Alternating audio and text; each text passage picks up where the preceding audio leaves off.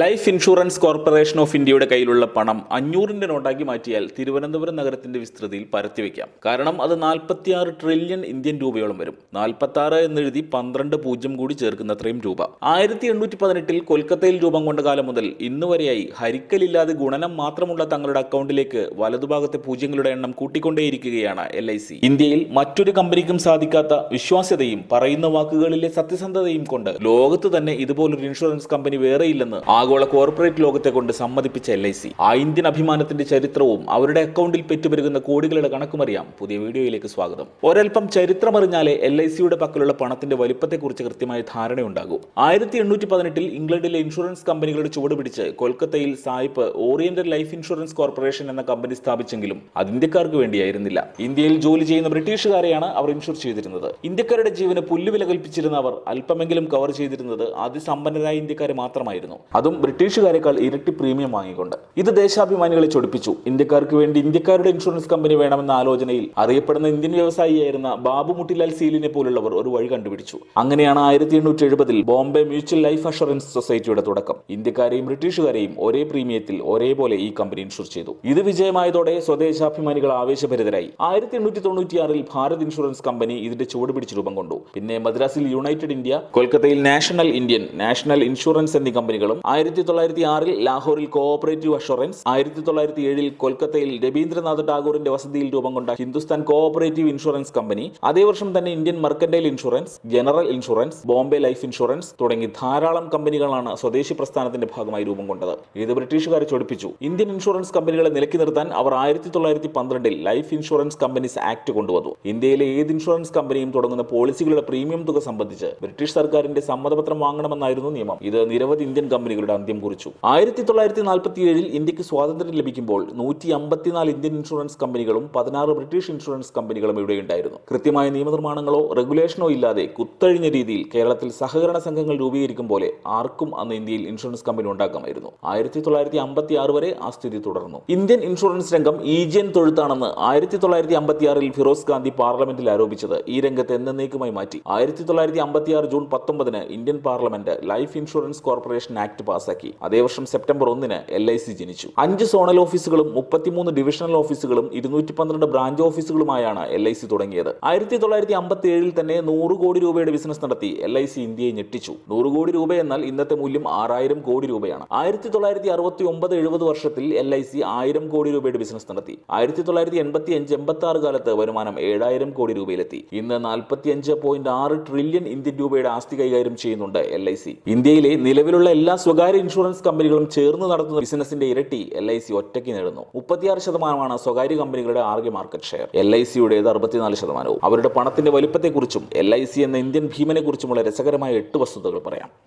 LIC policy എടുത്തിട്ടുള്ള ഇന്ത്യക്കാരെ എല്ലാം ചേർത്തൊരു രാജ്യമുണ്ടാക്കിയാൽ അത് ലോകത്തിൽ ജനസംഖ്യയുടെ കാര്യത്തിൽ 4-ാം സ്ഥാനത്ത് വരും. 2005 ഒക്ടോബർ 15-ന് LIC 1,01,32,955 പോളിസികൾ കവർ ചെയ്തു. ലോകത്ത് മറ്റൊരു ഇൻഷുറൻസ് കമ്പനിക്കും ഇത്ര വേഗത്തിൽ ഈ നേട്ടം കൈവരിക്കാനായിട്ടില്ല. നിലവിൽ 29 കോടി പോളിസി ഉടമകളാണ് LICക്കുള്ളത്. ലോകത്ത് ഇനിയൊരു ഇൻഷുറൻസ് കമ്പനിക്കും ഇത് സ്വപ്നം കാണാൻ കൂടി സാധ്യമല്ല. 11 ലക്ഷം ഏജന്റുമാരാണ് LICക്ക് വേണ്ടി ജോലി ചെയ്യുന്നത്. ഇവർക്ക് കമ്മീഷൻ നൽകാൻ മാത്രം 1000 കോടി രൂപയ്ക്ക് മുകളിൽ പ്രതിവർഷം ആവശ്യമാണ്.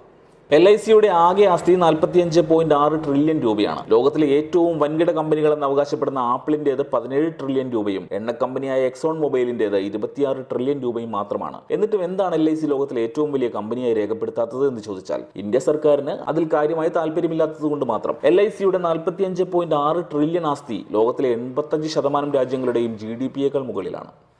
പോളിസി നൽകുന്നതിലൂടെയും പ്രീമിയം വാങ്ങുന്നതിലൂടെയും ഒന്നും 10 പൈസ LICക്ക് ലാഭമില്ല. LIC പണമുണ്ടാക്കുന്നത് പ്രീമിയമായി ലഭിക്കുന്ന പണം മറ്റ് മേഖലകളിൽ നിക്ഷേപിക്കുന്നതിലൂടെയാണ്. സർക്കാർ ബോണ്ടുകളിലും കോർപ്പറേറ്റ് ബോണ്ടുകളിലുമാണ് LICയുടെ പ്രധാന നിക്ഷേപം. 2020 സാമ്പത്തിക വർഷത്തിൽ 2.8 ലക്ഷം കോടി രൂപ ഇന്ത്യയിലെ ബോണ്ടുകളിലും കമ്പനികളിലുമായി LIC നിക്ഷേപിച്ചിട്ടുണ്ട്. റിസർവ് ബാങ്ക് ഓഫ് ഇന്ത്യക്കുള്ളതിന്റെ ഇരട്ടി സർക്കാർ ബോണ്ടുകൾ LICക്കുണ്ട്. ഗെയിൽ ഇന്ത്യ, ആക്സിസ് ബാങ്ക്, കാനറ ബാങ്ക്, മാരുതി സുസുക്കി, ടൈറ്റൻ തുടങ്ങി നിരവധി കമ്പനികളിലായി മാത്രം 32,000 കോടി രൂപയോളം LIC നിക്ഷേപമുണ്ട്. ഇതിൽ നിന്നും ലഭിക്കുന്ന ലാഭത്തിന്റെ 95% നൽകുന്നത് പോളിസി ഉടമകൾക്ക് ഡിവിഡന്റായും ബോണസായും എല്ലാമാണ്. ബാക്കി 5% LICയുടെ ഉടമകളായ ഗവൺമെന്റ് ഓഫ് ഇന്ത്യക്ക് നൽകുന്നു.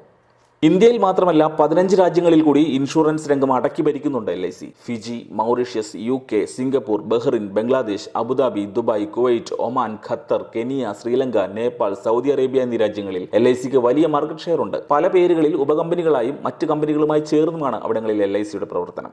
ഇന്ത്യയിൽ ഇന്ത്യ പോസ്റ്റിനേക്കാൾ നെറ്റ്വർക്ക് LICക്കുണ്ട്. ഉത്തരേന്ത്യയിലെ പല ഗ്രാമങ്ങളിലും LIC പോളിസി ചേർത്ത ഉപഭോക്താക്കൾക്ക് വേണ്ടിയാണ് ഇന്ത്യ പോസ്റ്റ് പുതിയ പോസ്റ്റ് ഓഫീസുകൾ പോലും തുറന്നത്. ഇന്ത്യയിലെ സംസ്ഥാനങ്ങളിൽ 91% ജില്ലകളിലും LICക്ക് ഓഫീസുകളുണ്ട്. ഇന്ത്യയിലെ 100 വീടുകൾക്ക് ഒരു ഇൻഷുറൻസ് ഏജന്റ് ഉണ്ട്. ഇന്ത്യയിൽ 1000 പേർക്ക് ഒരു പോലീസുകാരനും 21,000 പേർക്ക് ഒരു ഡോക്ടറും മാത്രമാണുള്ളത്. 2022 മെയ് 4 നടന്ന LIC IPO രാജ്യത്ത് നടന്നതിൽ തന്നെ ഏറ്റവും വലുതാണ്. 21,000 കോടി രൂപ ഓഹരി വിപണിയിൽ നിന്നും സമാഹരിക്കാനാണ് LIC ലക്ഷ്യമിട്ടത്. ആങ്കർ ഇൻവെസ്റ്റർമാരിൽ നിന്ന് മാത്രം 5,600 കോടി രൂപയോളം LIC IPOക്ക് ലഭിച്ചു. ഇന്ത്യൻ ഓഹരി വിപണിയിലേക്കുള്ള LICയുടെ രാജകീയ വരവ് അടുത്തിടെയൊന്നും മറ്റൊരു കോർപ്പറേറ്റിനും സ്വപ്നം കാണാൻ സാധിക്കില്ല. ഗൂഗിളിൽ സെർച്ച് ചെയ്താൽ അറിയാം, അമിതാഭ് ബച്ചന്റെ മകനും ബോളിവുഡ് സൂപ്പർ സ്റ്റാറുമായ അഭിഷേക് ബച്ചൻ ഒരു LIC ഏജന്റായി ജോലി ചെയ്തിട്ടുണ്ട്. ബച്ചൻ കുടുംബത്തിലെ ഒരംഗം LIC ഏജന്റ് ആയത് എന്തിനാണോ എന്തോ. അതുപോലെ ബോളിവുഡ് ഇതിഹാസം അമരീഷ് പുരിയും സിനിമയിലെത്തും മുമ്പ് LIC ഏജന്റ് ആയിരുന്നു. മുൻ LIC ഏജന്റുമാരായിരുന്ന 11 പേർ ഇന്ത്യയിൽ MP മാരായിട്ടുണ്ട്. ഇവരിൽ 4 പേർ മന്ത്രിമാരായിട്ടുണ്ട്. സംസ്ഥാന നിയമസഭകളിൽ 100 കണക്കിന് മുൻ LIC ഏജന്റുമാരുണ്ട്. 59 വർഷത്തിനിടയ്ക്ക് 98% ക്ലെയിമുകളും നൽകിയ ഇൻഷുറൻസ് കമ്പനിയാണ് LIC. ലോകത്ത് മറ്റൊരു കമ്പനിക്കും ഈ നേട്ടം സാധിക്കില്ല. നൽകാതിരുന്ന 2% ക്ലെയിമിൽ ഭൂരിഭാഗവും അവകാശികൾ പണം സ്വീകരിക്കാൻ എത്താതിരുന്നതിനാൽ ഡെലിവറി ചെയ്യാതിരുന്നതാണ്. ലോകത്തിലെ ഏറ്റവും പ്രിയപ്പെട്ട 10 ബ്രാൻഡുകളിൽ ആപ്പിളിനും ഗൂഗിളിനും ഹെർഷേസ് ചോക്ലേറ്റിനും മുകളിലാണ് LICയുടെ സ്ഥാനം. ഇത് ഇന്ത്യക്കാർ ഹൃദയം കൊണ്ട് നൽകിയതാണ്. ഇന്ത്യയിൽ ഏറ്റവും അധികം തിരിച്ചറിയപ്പെടുന്ന ബ്രാൻഡുകളിൽ 1-ാം സ്ഥാനത്താണ് LIC. ഇൻഷുറൻസ് പോളിസി എവിടെ നിന്നെടുത്താലും ഞാനൊരു LIC എടുത്തു എന്ന് പറഞ്ഞിരുന്ന കാലം നമുക്കുണ്ടായിരുന്നു. LIC ഒന്നും ഇവിടെ അവസാനിപ്പിക്കുന്നില്ല. പുതിയ ഇന്ത്യയുടെ നിർമ്മാണത്തിൽ തങ്ങളുടെ കണക്കില്ലാത്ത പണം വാരിക്കോരി മുടക്കാനാണ് അവരുടെ തീരുമാനം. അടിസ്ഥാന സൗകര്യ വികസന രംഗത്ത് അടുത്ത 5 വർഷത്തിനുള്ളിൽ 50,000 കോടി രൂപയുടെ നിക്ഷേപമാണ് LIC ലക്ഷ്യമിടുന്നത്. യോഗക്ഷേമം മഹാമ്യഹം എന്ന അവരുടെ മുദ്രാവാക്യം ഇന്ത്യ ഹൃദയത്തോട് ചേർക്കുന്നത് അവരുടെ രാഷ്ട്രത്തോടുള്ള അർപ്പണ മനോഭാവം കൊണ്ടുകൂടിയാണ്. ഇത്രയും നേരം ഒപ്പമായിരുന്നതിന് നന്ദി.